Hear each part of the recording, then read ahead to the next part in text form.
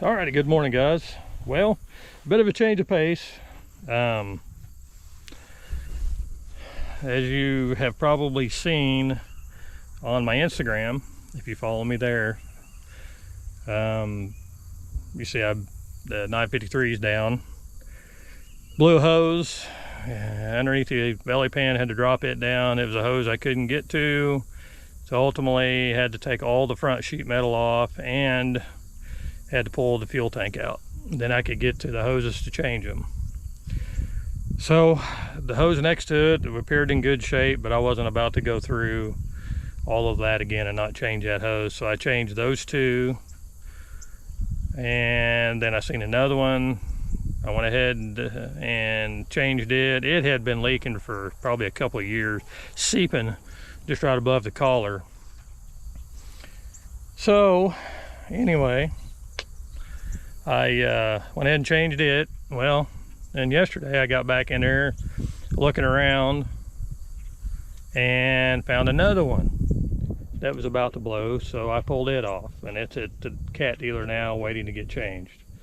There's two more in there that really need to be changed, but I can get to them.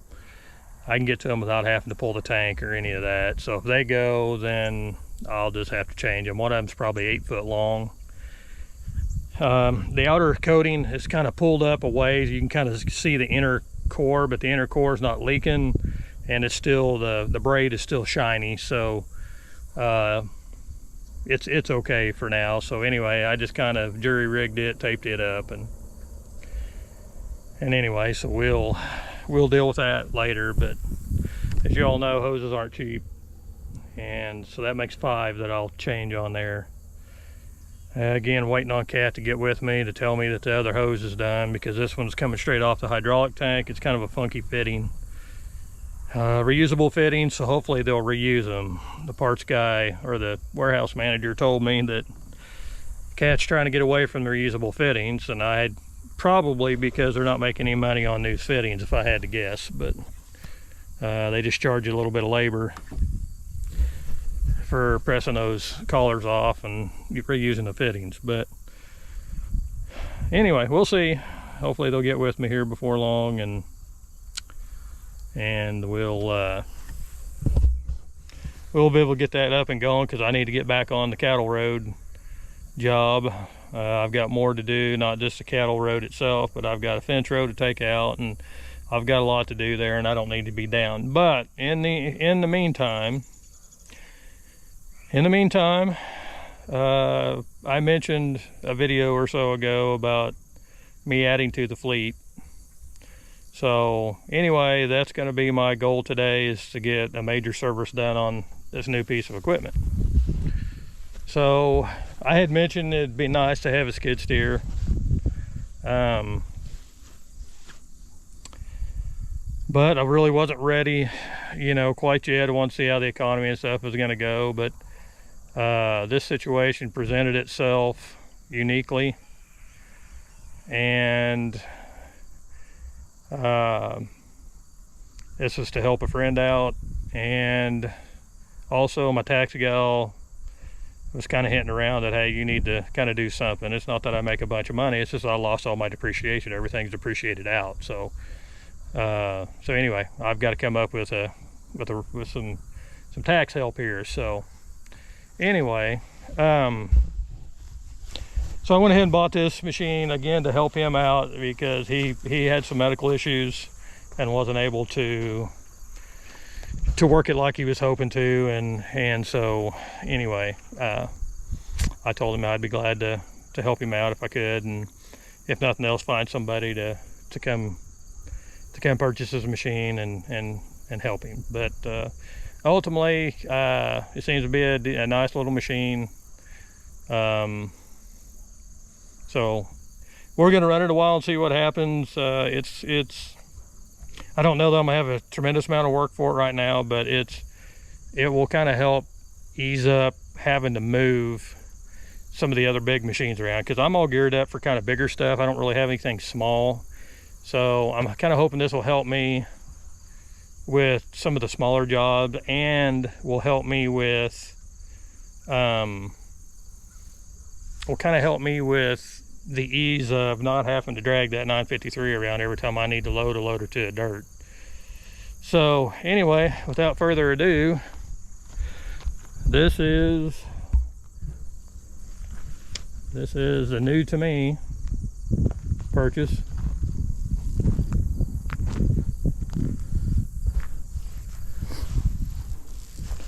It's extremely dirty right now, and I've got some painting and stuff to do on it.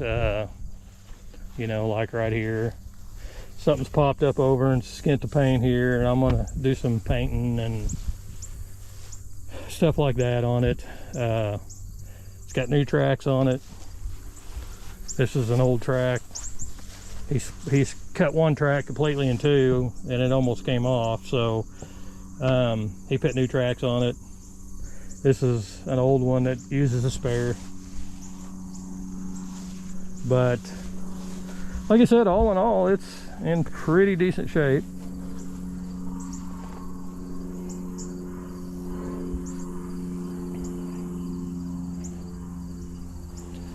It's a 2016 Bobcat T770.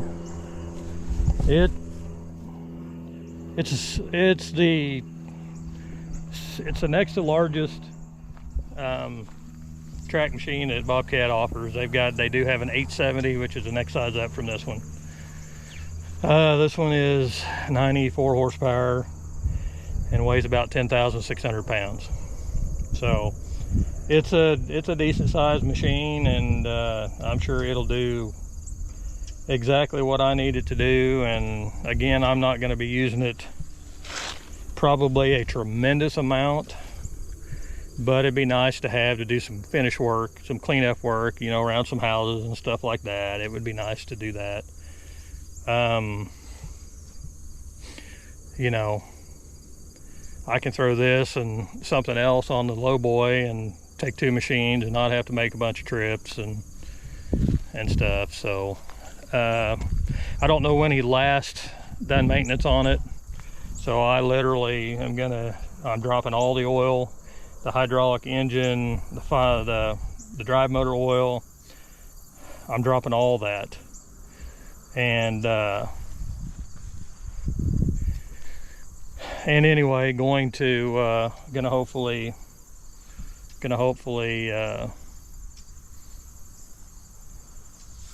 get all the fluids changed in it, and get it all up and going and ready to go, and that way it'll be ready when the time comes. So probably the most major thing I'm going to have to, both of these dump cylinders are leaking, and I'll have to eventually repack those. But I went to Bobcat because these engines in this one is actually a Doosan engine. It's a 3.4 liter Doosan, and I guess they have a very finicky fuel system and a very high dollar fuel system. So I went to Bobcat and got all filters and all fluids with the exception of engine oil from Bobcat, because I want to start out fresh and be ready to go on that, you know. So they say it's absolutely crucial to run Bobcat fuel filters on these, and because this fuel system, which I guess is a Delphi fuel system, does not like contamination that will royally screw them up. But that's why they went to this. This is a Bobcat filter, and they say absolutely use that one, do not use any other ones. You know, engine oil filter, not as critical. That's a Baldwin that's on there. So anyway, I'm going to start over fresh. The belly pans need cleaned out, and unfortunately on these machines, with just a big aggravation for me, you can't drop the belly pans down from underneath. So I mean, there's dirt up around the oil pan, and that's not good, because if that sits there a long time, it can rust the oil pan out, and then the whole engine would have to come out, and that would be an ordeal to put a dang oil pan on it. So anyway, I'm going to try to get in there and clean all of that crap out of the belly pan. You'd think they'd have it where it hinged down underneath, where you could clean that out. I don't know what the heck they were thinking. But anyway, what I've read on these machines, are a really good machine. They're economical to run, they're tough machines, and they'll last a long time. But anyway, I hope, because the little suckers are expensive, and you'll never hear me complain about the cost of cat stuff again after spending what I did at Bobcat for this. So it just blew my mind. But anyway, all right, well, we're gonna set up, we're gonna try to get some things done and get the oil changed and cleaned and all that. So all right, here we go.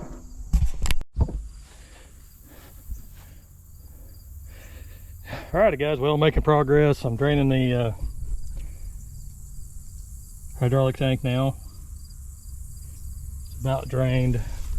I'm leaning backwards a little bit, which isn't good. I'm leaning back and a little bit off to the side. I should have probably pulled it over there, a little bit more level. The oil's draining. It's been draining for a while, and it's not even about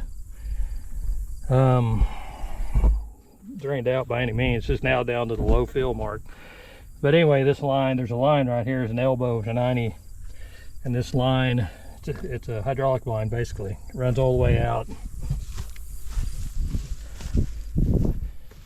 and I've got it going into my pan, and you can see it's just slow draining. Somebody had that line attached to the fitting on the oil pan. Somebody had it cocked where it was actually running uphill, so I dug around there. The belly pan's completely full of crap. Anyway, I dug around there and got that nut busted loose and pushed that fitting down a little bit, so it's running more level now. We'll see if that doesn't help a little bit. But anyway, I'm on a very good kind of cockeyed here. This thing's got to get a bath. I got to raise the cab up. But the oil's, you know, about done. I'd say I got the majority of it out of there. The oil looked really good. Didn't smell burnt, looked really good. But I'm just kind of anal that way. That oil wasn't that expensive. So anyway, I just got new oil. We'll shove her in there and run it for a while, and I may drain it again. I actually need to be slightly downhill and cocked to the right just a little bit, so I'm gonna have to pull up on like a 4x4 or something next time. But I'll run it a little bit and we'll see what happens. I'm gonna get ready to pop the filter out of there now.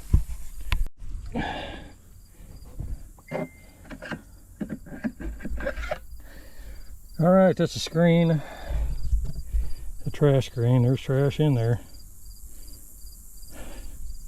and you can't see. Tank's empty for all intents and purposes.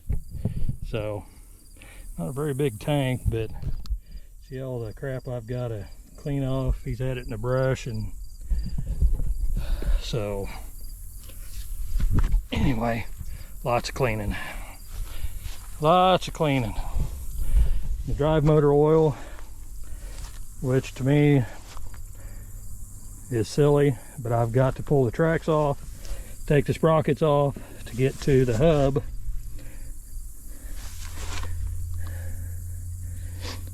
Well, I say that. There is a drain, maybe a drain right there. Maybe. Huh, I don't know. I need to look at that and see. I might be able to actually drain that without pulling that sprocket off. I mean, that makes sense. I'll have to get the book and see. It makes sense. So it'll be a lot easier, because I really don't want to pull that dang tracks and stuff off right now. But it's a learning curve, guys. This is my first skid steer, and I got a lot of learning to do. So as much similarity there is with the big machine, there's a lot that's totally different. So bear with me.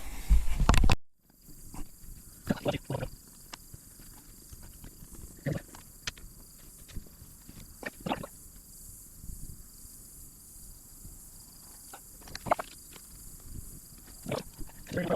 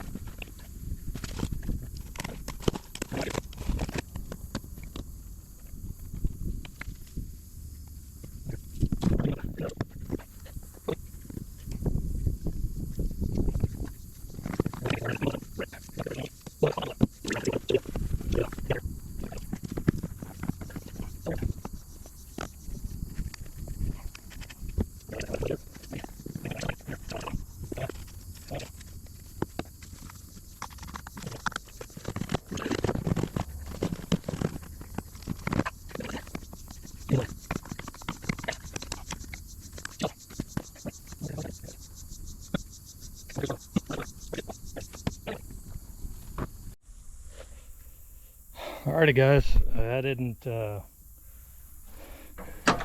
do much in the way of filming there earlier. Can't remember if I showed you, but anyway, I took the kink out of that, lengthened this hose out so it's not as tight. Marked all my filters, and the biggest thing I did was cleaned out underneath the engine oil pan. Now there's about a 3-inch gap or so under there,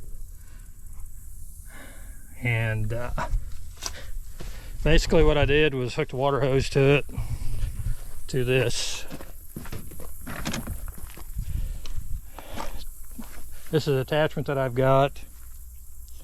You can see on the end here. Goes to a water hose. I also have one that goes to a air hose, got an air chuck, same thing. And anyway, I was able to get this down under the oil pan, as you can see, and just kept blowing and blowing and blowing. I took that access panel loose over here where you drain the oil out of, and raised the front of the machine up and just started hosing the crap out of it. And it got all that out of there, surprisingly. But and also I did raise the cab up, and I sprayed all underneath the cab. It was nasty. There was globs of crap. I think it's underneath now, but there was an open access panel, like right in here, over here on this side. And this thing, he had it in some mud. He told me he buried it. Took 2 tractors to get him out. So he probably got down, wallered in there, and it pushed all that mud and stuff up inside underneath. But anyway, I just took that garden hose and a sprayer and hosed all that down in there. I didn't want to use a power washer. I was just afraid to use a power washer. So I may visit that later. But anyway, sprayed the engine off.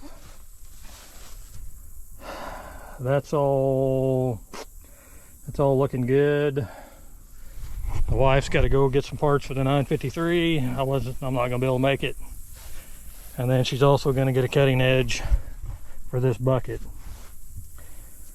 They just about, I don't even know if it's gonna hold a cutting edge. We'll have to just see. But I'm gonna say this cutting edge is supposed to be out here. It's probably supposed to be another inch on that. I'm going to try it and see what happens. As you're pushing forward, it's going to be pushing back here. Lifting, I'm going to try to get some big washers and put over that to cover a greater area.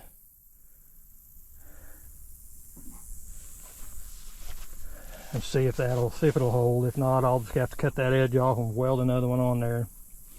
I don't understand people. You know, the weld on cutting edge is close to 300 bucks, and then the flippable cutting edge is 250 bucks. So plus you have time that you spend 2 hours welding, you know, probably minimum of 2 hours cutting off the old one, welding a new one on. I just wonder about people sometimes. So well, anyway, so that's all for this video. I got to get out of here. I've got to go move some clay back at the cattle road. I'll start in on fixing the 953 in the morning, and that's all I know. Other than the hubs, the drive motors, I've got to change oil on it, which comes out right here. I've got to change that. And that's all that I have to do as far as maintenance goes. Everything else is done. The windshield wiper is not working, so I've got to figure out what's going on with that. Maybe a motor, I don't know. But it's definitely not working, or it could be a power issue.